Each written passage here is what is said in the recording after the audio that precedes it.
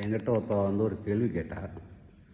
அந்த கேள்வி ரொம்ப நன்னா இருந்தது. அது இன்றைக்கி எல்லோரும் பயப்படுற ஒரு விஷயத்துக்கு வேண்டி என்னென்னா, மந்திரவாதத்துக்கும் துர்மந்திரவாதத்துக்கும் என்ன வித்தியாசம்னு கேட்டால், இது ரெண்டுக்கும் பெரிய வித்தியாசம் ஒன்றும் இல்லை.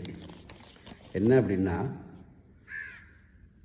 ஒரு பெத்தடின்னு ஒரு இன்ஜெக்ஷன் இருக்குது மெடிக்கல் சயின்ஸில்.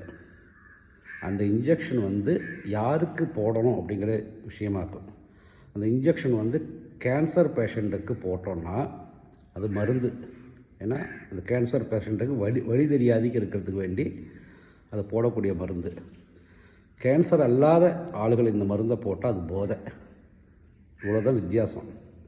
இந்த மந்திரவாதம்ங்கிறது கஷ்டம் உள்ளவனுக்கு செஞ்சு கொடுத்தோம் அப்படின்னா அது அந்த கஷ்டத்தை போக்குறதுக்கு வேண்டி உள்ள மருந்தாக இருக்கும்.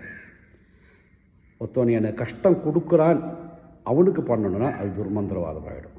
ஏன்னா மந்திரங்கள் எல்லாம் ஒன்று தான்.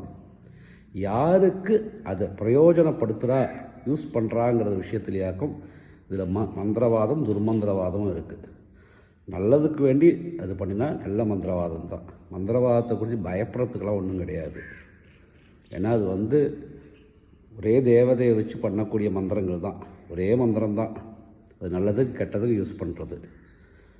அது எங்கே எப்படி யூஸ் பண்ணுறா அப்படிங்கிற விஷயத்தில் தான் இதோட விஷயம் இருக்குது.